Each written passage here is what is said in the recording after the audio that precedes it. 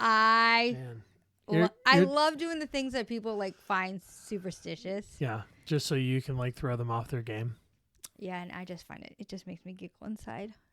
Yeah. So you're the type of person that walks under a ladder that Yep. specifically walks out of their way to make sure that the black cat crosses their path. We You had just go around smashing mirrors like it's your job. No, because then I'm afraid I'll cut myself. Not that I think I'll have bad luck. Is the chances that I'll get cut by something are very high. I mean, that's a legitimate fear for you. Welcome to A Spirited Life. I'm Mark. I'm Christine. And this week we're going to be talking about midlife and how that relates to us living a spirited life. Our whiskey of the week is going to be a whiskey that reminds us sometimes higher ages are sought after. We're also going to talk about what filled our spirit this week.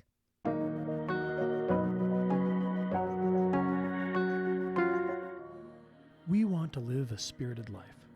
We're documenting our journey towards financial independence while balancing that with living in the present and enjoying our time in the journey. While we want to work towards financial independence, there's no guarantee for what tomorrow will bring. So we don't want to wait to enjoy our lives because tomorrow isn't promised. We want to share our journey to help keep ourselves intentional and accountable, and we invite you to come along with us as we work towards living a spirited life.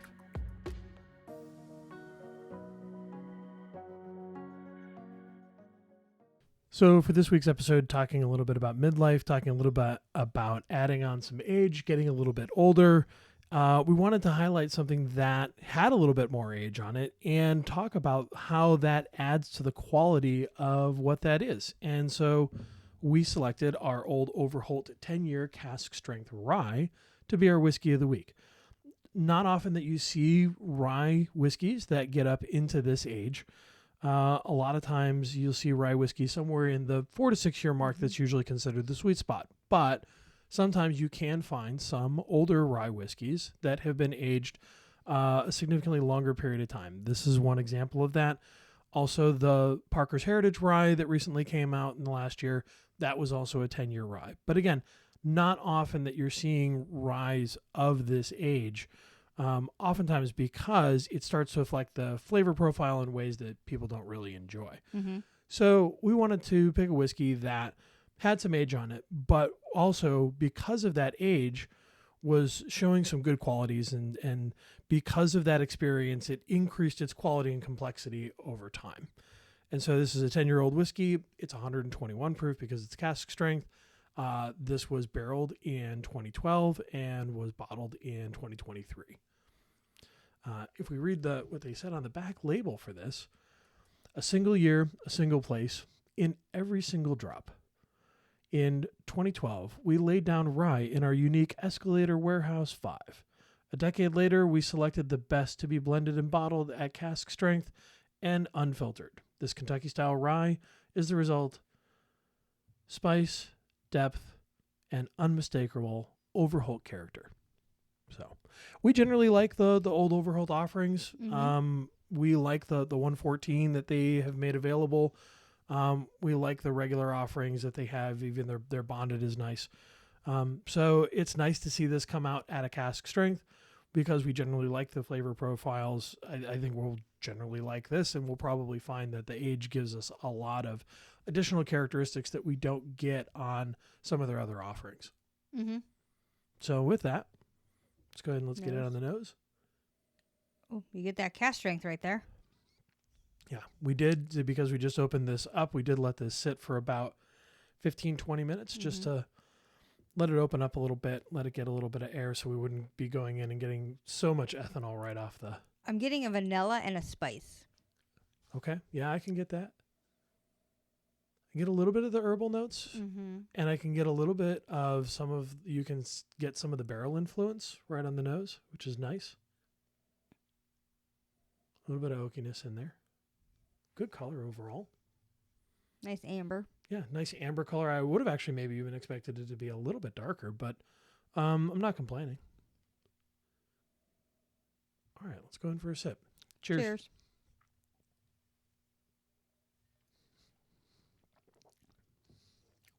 Oh, it's a rye. It's an Overholt rye. Yeah, that is with a turned up. Yeah, immediately right on the front palate, getting the vegetal notes. My mouth is watering. It's just a lot of different Oh, and it's a really delayed burn. It's a lot of different. It's got the rye spice. It's got the mint. That is crazy complex. I'm Like, getting a lemon. it's got a bit of the citrusy A late note. finish. Yeah, a late Yeah. finish. On the late finish. So on the front, get a little bit of the vegetalness. Mm-hmm. The mid palate hits with the spiciness, and then the proof starts to set in a little bit. It actually hit the center of my tongue more than like the sides, the way that a lot of proofy whiskey usually do. And it caused my mouth to water quite a bit. And then from there, I got some of the minty notes. I got some of the overall, rye notes that you would typically expect to get. And then it shifted into a little bit of black licorice as it shifted into the finish. And then some of the barrel notes came through. I'm getting a pepper, like a cracked pepper.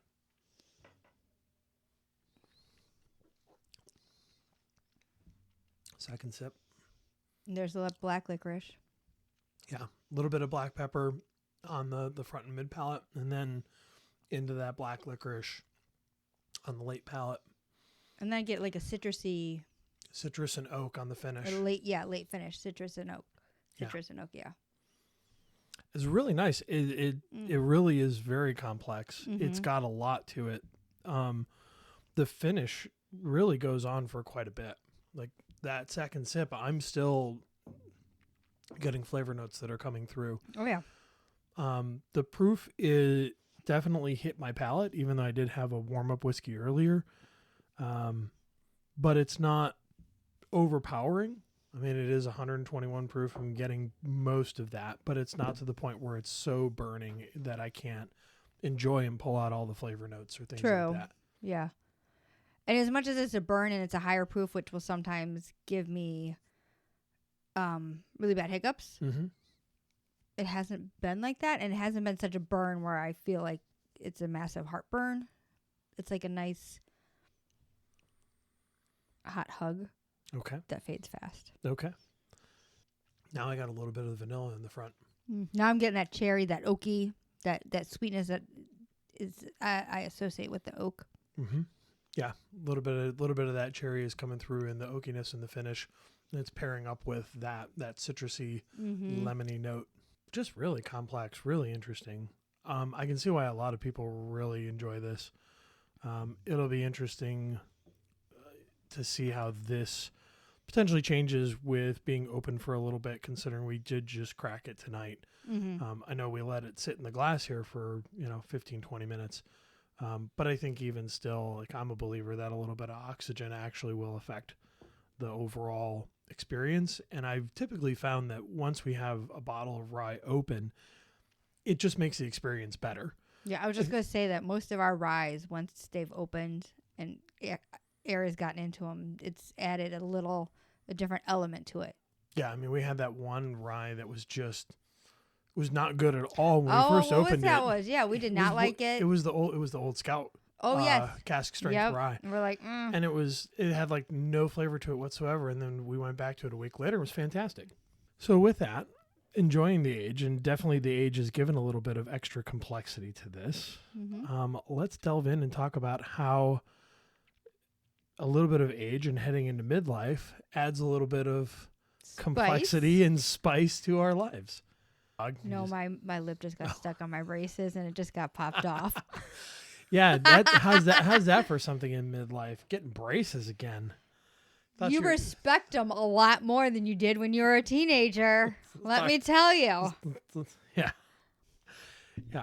What? My hygiene is impeccable. Yeah. What? I wear my rubber bands on a regular basis. Yeah. It's amazing how your perspective has changed as you've gotten older and as you've gone into midlife. And so we'll talk a little bit about that. We'll get into how things are a little bit different once you hit midlife. But I just look at things differently. Yeah, you definitely look at things and approach things a little bit differently. So first, let's just talk about, like, when we're talking about midlife, what do we mean? Like, there's a transition that happens that I think generally in society, we know that transition happens. We know that there is a shift that happens throughout our lives. And we see it and we kind of acknowledge it. But I don't know how often people really delve into it or talk about it or acknowledge some of the complexities of what happens. I don't think nearly as much as the other transition, kind of the other big transition that happens in our lives. Into puberty, where you have classes about that in school. Yeah. Now, you have classes. They help you along. They help you move into adulthood as you go through that change from what to expect. And yeah, Jimmy, your voice might crack. By the way, your voice may drop just a little bit. It may crack in the meantime. Yeah. No, I don't think, like, from my perspective, like, I've had no one talks about it. I have no idea if I didn't go ask people questions. Mm-hmm. I don't think I would have any, like, it was just, like, it's coming. It's there, but no one ever talks about it. You don't look at it. It doesn't change it. It's still coming. Yeah, I think it's kind of weird how we think about and how we approach midlife in general, at least here, like in the United States. Aging generally is not considered to be a great thing. I remember when, like, 40 was over the hill. Do you remember when, like, 40 was, like, everyone had those, like, birthday parties with, like, oh, your gravestone and you're over the hill and it's all down. And I'm like, oh. Like, I guess people do talk about it, but they don't talk about it in a positive light. They don't talk about it they make jokes about it. They crack jokes about it, and they talk about how your life is over, and they talk about having a crisis and. Well, and I think we'll delve into why people have that crisis a little bit, and I think that goes back to even, processing and thinking about and how we talk about some of this stuff. Mm-hmm. There's a lot of changes that are happening, just like there's a lot of changes that are happening in that first transition as you're going from childhood into adulthood with puberty. There's a lot of changes that are happening as a part of your life when you're heading into the second half of your adulthood, when you're heading into your older ages. Mm-hmm. There's changes that are happening physically. There's changes that are happening emotionally. There's changes that are happening in the context of your life. And to your point, like, we don't spend a lot of time preparing people for those changes. We don't talk about those changes, at least not nearly in the same way that we do, to your point about puberty, where we build that up. We help people along through that process. And there is really nothing, at least that I'm aware of, that's out there that helps people work through easing into midlife and how to make that transition into midlife from where they had been and how they had perceived adulthood up to that point. Mm-hmm. And so I think maybe that's some of the things that leads to the reactions that we see where people go into and have a midlife crisis, is because their world is changing and they don't have anybody to help them along through that process necessarily, unless they start talking about it and they start reaching out about it and reaching out to people that they trust. But not everybody necessarily feels comfortable with that or is willing to do that. And so I think that there's maybe a big blind spot, and maybe that's why we see people react sometimes the way that they do, because they're trying to process and figure it out the best that they can. And they're not necessarily comfortable with talking about it or working through it. But yeah, thinking about not being prepared and not knowing, and your life changing so much and the crisis coming, is because I think about it, there's so many different avenues. One, you're starting to understand mortality a little better. So then you're really questioning, like, okay, am I doing what I want to do? Or am I just doing something to get through? And will I be happy towards the end? Will I look back and go, ooh, I should have changed my path instead of going along the same path? People that have children, all of a sudden, all that energy and time that you've been putting towards raising children, now you don't have that. So who are you as a person when, I would say, like, I don't know, we're not parents, but like 80% of your time is now not what it used to be. Yeah. Think about all of the habits that you've built up in raising your kids. And those habits change slowly over time, year over year and things like that. And then when all of a sudden your children are no longer there, there's an abrupt change that starts to happen as they start to spread their wings and they start to do their own thing, where it probably right around 15, 16 years old, they start to branch out. They also get their own freedoms, a lot of times, of getting their own car, or wanting to go out with their friends, and their interests are changing that way. And that represents a significant shift in terms of how much time you're spending with them, and the habits that you have that are built up around that, and that's starting to change significantly. And then most kids move out of the house or go to college. That's even bigger because that person is no longer even physically present in your life. Mm-hmm. That's a huge change. Your sense of self and your clarity of who you are and your security to be who you are, and then all of a sudden realizing maybe who you really are and where you feel comfortable with doesn't align with the image or what you've done in the past. Mm-hmm. So then you're like, no, this is who I am. This is what I want to do. I feel comfortable. I don't have to abide by whatever pressures I have here and here. So I'm going to go down this path where if it's so different than what you were already doing to the outside, to your normal typical groups that you're in, it might look like you're having a crisis when really you're just becoming, you know who you are, you're becoming secure in that and comfortable in making decisions that will set you up for your best life. You know, some folks continue to go through growth. They continue to go through learning, and they continue to explore new things. And sometimes that may even make them uncomfortable because it does mean that there's going to be some changes in their friend groups. It does mean there's going to be some changes in who they spend time with or who they hang out with, because you no longer have those connections because you're not spending time doing some of those things. And I think about where sometimes people talk about, some people grow up and some people grow older. If I reframe that, not as a negative for growing up, I think some people continue to evolve. They continue to learn, and they continue to grow about themselves and learn about themselves. And as they figure out what interests them in the future, there are other people who their interests stay stuck in those same things. And they just want to go to the bar every night and have a bunch of drinks and throw some darts. And that's all they want to do. And that's fine. But for a lot of people, that's not fine. And so they go through some transitions and some changes. And then those other people can sometimes feel left behind. There's a meme I saw where it's a caterpillar. So it's like at a table. It's like a little bar table. And it's a caterpillar and a butterfly. And the caterpillar goes to the butterfly, "Oh, you've changed." And the butterfly goes, "We're supposed to." That was pretty clever. That was pretty cool. I kind of like that. But then also friend groups. Do you know how hard it is? It is hard to make new friends when you're in your later years.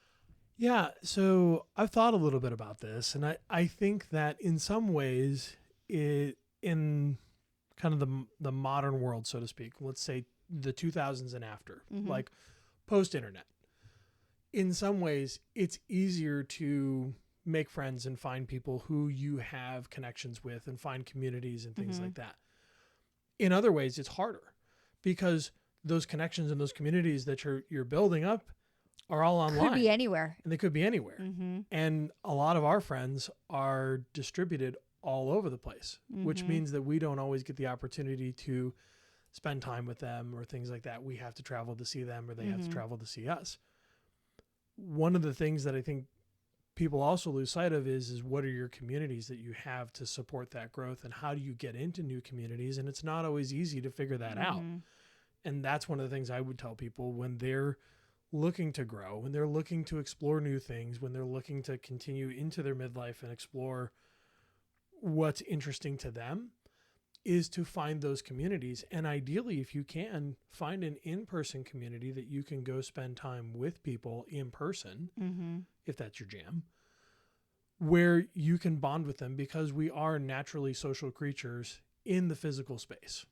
Yeah, and I think sometimes it is tricky. Word is great. Again, the internet opened up a wide range of things, finding hobbies, going in. But I think the tricky part, too, is that you have a lot of habits ingrained. You have a lot of routines ingrained, that to step out and start new ones or make a new group and then hope that, let's go hang out, but so-and-so's used to doing this, and this. Like, it's creating new routines with different people, and they have their routines, and trying to find a way to get everyone, at least some way to get a routine together that you hang out or do something on a semi-regular basis to build those relationships. I would say that you do have to look at your habits. You have to take a look at those habits that you've been working on. And this applies to all the different aspects, not just like your friendship aspect of things, but you have to take a look at the habits of what you've been doing.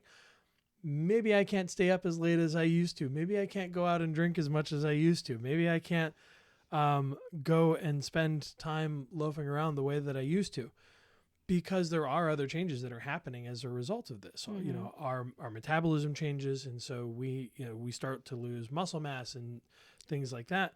We have to start building other habits if we want those outcomes to help keep ourselves healthy. We want to help change those habits that we're doing to help maintain or build new friendships as we're going forward, and even start to consider, okay, hey, what's really important to me? How do my habits need to change otherwise? So it could be spending habits. It could be saving habits. It could be the things in terms of, hey, I'm more interested in going on vacations. Okay, well, how am I going to make that happen as my focus starts to shift? Where do I need to maybe potentially change some of my spending? Where do I need to start focusing on some of those things so I can get to some of those outcomes as my priorities change as I get older? I'm struggling with that right now. I am living in my 20-year-old habits, but my 40-year-old body is not responding the same way. Absolutely. And I have been experiencing that for about, 4 or 5 years now, where I had to make some pretty significant shifts to some of my habits because of weight gain, because of health, and trying to make sure that I'm adjusting for some of those changes, and I can't do some of the things the way that I used to, or at least not to the degree that I used to. I can't stay up playing World of Warcraft until 2:30 in the morning every night. Like, that's simply not going to work because I can't function on 5 hours of sleep anymore. I just can't do it. I can do it maybe one day. And otherwise, I need to make sure that I'm actually getting sleep so that I can focus, so that I am keeping myself healthy, so that I'm not snacking too much. I've really had to take a look at my diet and watch my calories, because I have had that change in terms of in my metabolism and in my systems. And so that's a change that I've been working through, so that I'm not just doing what my 20-year-old self did. And it was pretty weird that it wasn't exactly 40, but it was pretty close. It was pretty close. And I know that there's some variation in there. Like, some people see it a little bit earlier, sometimes as early as 35. Some people don't see it until as late as like 55 to start seeing some of those changes and things like that. But I definitely did have to look at some of those habits that I built up over time and say, okay, if I'm going to take care of myself, if I'm really going to start shifting into this next phase of life, there are some significant changes that I'm going to have to do to be able to enter that well. Otherwise, this is not going to go well. And there are going to be lots of complications and lots of problems going into those next steps. But yet, taking into account our bodies are breaking down, and there are things that I've been telling myself, oh, I'm going to do when I retire, when I have free time, when I have the money. But when I look at it down the road, if I don't take into account that my body might not be able to do the things I want to do, such as like a long weekend hike in, hike out camping trip, that I need to adjust my savings and budgeting plan to make sure that I have the time and the money to be able to do these things when my body can, instead of working away, saving away, not taking advantage of those opportunities to do things while my body is still relatively functioning. Yeah. Not in a good, healthy position, then what do you need to do and what do you need to change so that you can prep yourself for that next phase, so that you can do those things that you want to do.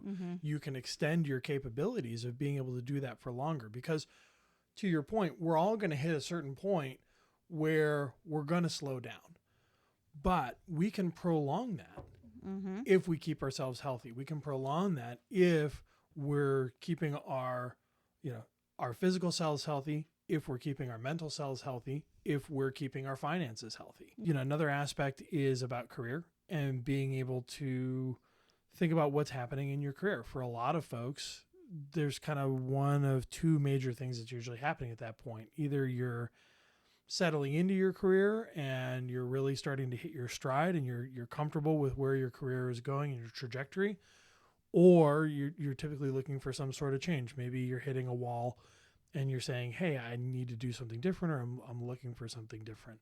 Anything else that you can think of? I think also coming to the point where you get to that age where you wonder, maybe I want to change, but do I want to start back over? Do I want to go back to school or find the education or start back as the low man on the totem pole at the age I am now? Yeah, that can definitely give you pause in terms of, is this worthwhile? And I think sometimes that maybe keeps people from making the leap or making the jump. But in other cases, that excites people and they say, hey, this is something new that I can learn and is going to help me reinvigorate, because I'm just not really enjoying my job right now. I'm not enjoying my career right now.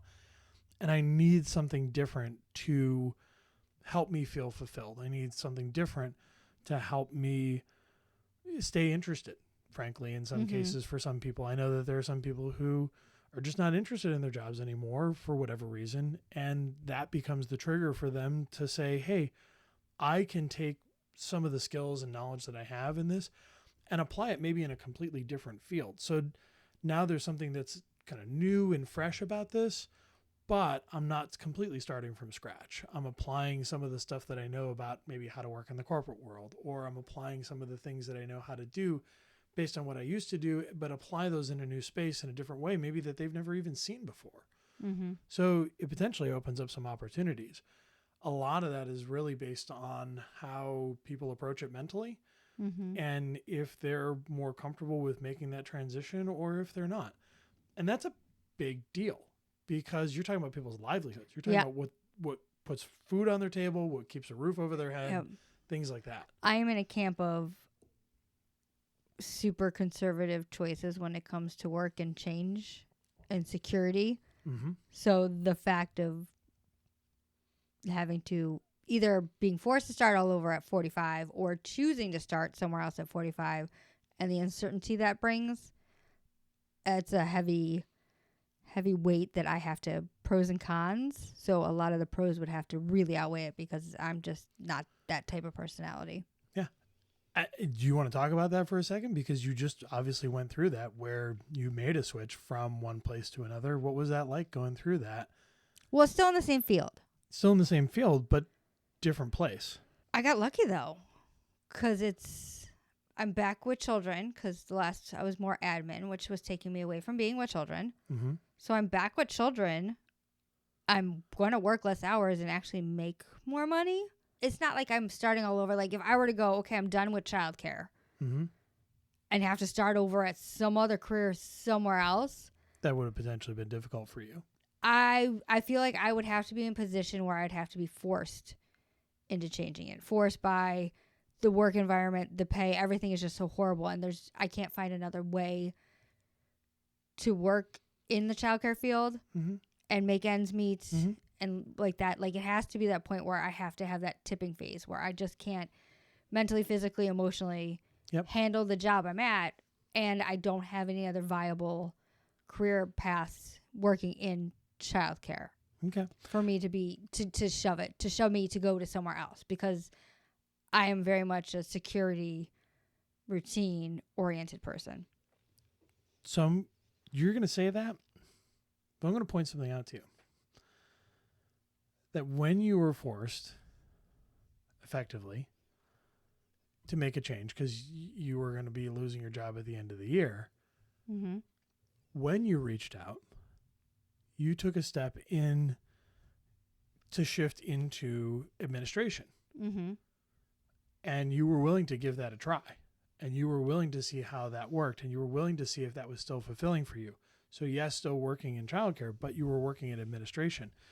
And to some degree, you did find that while you could do the job and you could apply the job, and there were some aspects of that job you enjoyed, overall, you also determined that that simply wasn't for you. And then you figured out that admin wasn't where you wanted to be. So you knew, as you started to take a look, as the context of that job was even shifting underneath you, which I think probably contributed to a lot of the things that you experienced of maybe why you didn't like that job. Yeah. I think if you may have been in an admin job that was a little bit more stable, where the expectations didn't shift out from underneath you, you may have had a different experience. But that being said, you looked at that, you went through that experience, and you said, hey, I tried this. I gave it a shot. I was able to do it. I was able to be successful, but it's not my jam. And so I'm going to go find another position that's back working directly with the children, or at least with the children on a more regular basis. Yeah. Because you knew that that's where you wanted to be. Yep. So you got out, you still explored things. I did, but it was in a safety confines of something I'm used to. So where I haven't been technically administration, I've dealt with the children. I've dealt with teachers. I've dealt with parents. Like, it's still in a very comfortable, secure setting. You have trouble taking compliments, don't you? Oh, I didn't know that was a compliment. I thought you were This pointing is all out a where I compliment. failed. Oh. No, I thought you were being like, no, see, you did try. You tried somewhere else. See, you're telling me you like the security. No, this is the good thing of you're saying that you would need to try something in security, but what I'm saying is that you didn't do that. And you got out there and you tried to do something else and you learned from it and you worked through it and you figured out that it wasn't for you, but you took the leap. Mm-hmm. So okay. Well, where you're even saying I wouldn't be comfortable taking the leap, au contraire, you did. But I think so. Okay, so I'll put it that way. I wouldn't be comfortable taking the leap in a different industry, because that industry I know ins and outs. It's all there. So it's just a different level in the industry. Sure. It's not like I'm going to go work at your place and go try to be a manager there. Like that, to make me go do something outside of my industry. You were comfortable doing it because you had domain knowledge. Yes. That's fair. And that's understandable. Some people would do it without domain knowledge. Yeah. Some people would do it because they're comfortable in making a transition or making a switch, but they need to build up the domain knowledge. That's the one thing that they don't have. They know how to perform the role. So as an example, they know how to be a manager or a product manager, or they know how to be a developer, right, of something. But maybe they don't know that particular domain that they're working in. They never managed in wherever there is that they're working. So they need to learn the domain. So as you can see, as you get older, there's so many other things that you have to take into account in the decisions that you make and your next steps in your life. Yeah, definitely do have to consider how your career changes as you get into the later stages of life. You have more experience that you can apply to different areas. And depending on your level of comfort, maybe you stay in the same field. Maybe you branch out into something else, depending on really what interests you and what you're comfortable potentially getting into when you're heading even into the later parts of life, starting to find other hobbies, other things to fill the career space. Because as you get ready for retirement, that career oftentimes represents a significant portion of your time, represents a significant portion of your social life, represents a significant portion of what many people attribute to their meaning. And so as you start shifting later on into life, what's going to fill that place? What is going to fill that feeling inside of you about how you get fulfilled through your social aspects, through adding purpose to your life, through work, through feeling fulfilled that way, through income and having that steady income and feeling like you're building up through that. That's definitely something that people have to consider as they start to work through some of those changes, whether it's going to be starting to work less or maybe not at all. What are you going to replace that time with? And I know that there's been studies on this where they talk about people who shift into later life more easily usually have things that are going to fill that time, usually have hobbies or work or something along those lines that's filling that time. Different social networks already there. Yeah. And so you have other things that are starting to provide that fulfillment. And again, I think my parents are a good example of that. Your dad is also another good example of that. My dad is super busy all the time. Yeah. He finds lots of ways through Red Cross, through his part-time job that he does, through all of his volunteer work, through helping out with his friends. He finds ways to keep himself busy and keep himself active that way and make sure that he is feeling fulfilled and also building connections. So I think one of the keys that as people are starting to shift, and we talked a little bit about this earlier, is your interest shift, making sure that you're building on those, making sure that you're finding a community, making sure that you're making connections, making sure that you're building up those hobbies, making sure that you are spending time based on those new interests, and essentially starting to build yourself into that next phase of life. And I think if you do that, it can make that transition a lot smoother and a lot easier in terms of not feeling like, oh, it's a big jolt. As much as we start to talk about making the shift into midlife and into even later life, I think what you see is as much as you can do some of the preparation to minimize the shock. So it's not a big significant change that all of a sudden just happens. And starting to pay attention to what's going on and be intentional about what you're doing to mitigate some of those things. So how does my diet need to change? How does my exercise routine need to change? How does my social structures and relationships and what I'm interested in need to change? And then how is that getting built up as I'm continuing to grow and learn over time? And that helps me make that transition into later life. That helps me make that transition into less working, no working. That helps me make that transition because I've built all this up. I'm ready physically. I'm ready mentally. I've got things that are fulfilling for me. So I'm not just going to be sitting on my couch watching Netflix all day and watching movies and not doing anything with myself and then feeling empty or hollow potentially that some people might feel if they haven't built up some of those things. Yeah, you still need to kind of routines and your sense of purpose and your social aspects of life. Yeah. And as we talked about earlier, what those were earlier in life start to shift, start to change as the kids start to move out of the house, as your career starts to change, as your interests and hobbies start to change. All of those things start changing in terms of those were things potentially that were filling you and giving you purpose and giving you meaning. It starts to change in terms of how much those are going to be impacting your life. And so therefore making some of those adjustments as you continue to have that growth and learning is critical to make sure that you're going to be able to continue to live a spirited life. So it's almost like you need to reevaluate and reconnect. Yeah, you need to reevaluate and reconnect. Like that callback? I did like that callback. That was great. So, I think one last thing, what does that mean for us? Like what are some of the things that we've started to do? What are some of the things we've alluded to this a little bit in the conversation?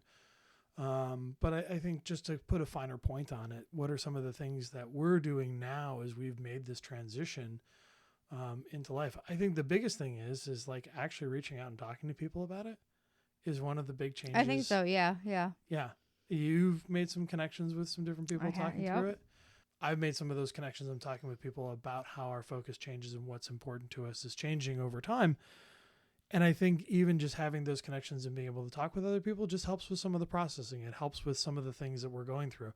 Even just us talking through some of these things, even if we're commiserating about some of the stuff that we're working through. Yeah. It makes a big difference to have somebody to work Well, I through think even the commiserating is just realizing that if you're struggling, that doesn't mean there's something wrong. Like someone else might be struggling too. Like things aren't always easy. No. And it's nice to know that other people might be struggling where you're struggling, so you're not alone. Yeah. And this is a part of life. We're all going to go through this.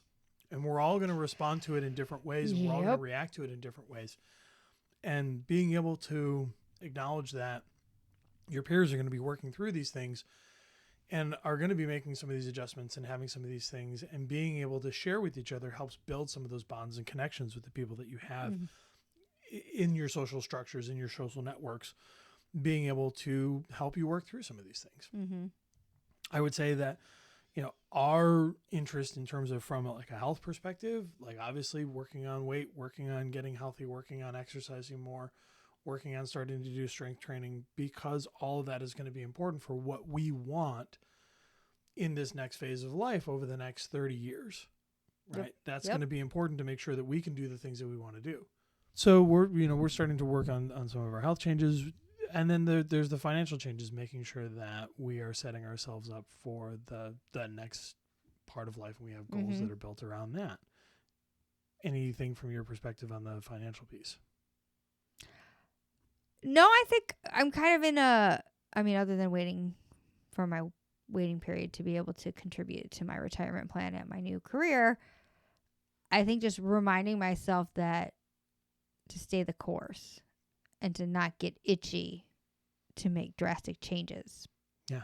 I think that is probably one of the key things that we can talk about at the end here, is to say we're effectively in that messy middle where we're just kind of working through it. A lot of our systems are set up. Now we got to do the work to get ourselves ready. Part of that is making the savings and things like that. Part of that is doing the exercises. Part of that is continuing to find things that we're interested in and that we're going to keep on working on, which is part of the topic for next week. But it's going through that process and doing that over and over again and building up all of those structures in that network to be able to head into our later part of life effectively. Mm-hmm. Every episode, we like to take a moment to talk about what filled our spirit this week. Christine, what filled your spirit this week? So over the weekend, I wanted cookies. I was going to make sugar cookies, and then I decided to go through a recipe bin that my grandma gave us when we got married, and I decided to make my grandma's shortbread recipe, and we made that, and it was tasty. How about you? Yeah, so what filled my spirit this week is that I screwed up and I made you feel bad. Unintentionally, like I made a joke and I needed to apologize for that, and so I bought apology pierogies. So I was able to apologize with pierogies, and so we got to enjoy pierogies. So that filled my spirit this week because and your belly and my belly. But no, I significantly felt bad, and I did not mean to make you feel bad. I was intentionally not trying to do that, and then I did, and so the joke went completely sideways. And so I felt terrible. And then as I was out driving around, I'm like, well, you know what? This is how we're going to apologize, because pierogies are pretty fantastic. And so that's why I bought apology pierogies. So I appreciate the apology pierogies. Yeah. So it filled my spirit this week to be able to apologize in a way that I know would be meaningful and delicious to you. And it was. Thank you. You're welcome. All right. That wraps up everything we have to talk about this week. What's on deck for next? Next week, we're going to talk about another one of those things that Mark just goes, hey, let's try this out. And specifically, we're going to be talking about how we got into camping. So join us then. And in the meantime, we hope you live a spirited life. The topics and information on A Spirited Life should not be taken as financial advice and should be considered for entertainment purposes only.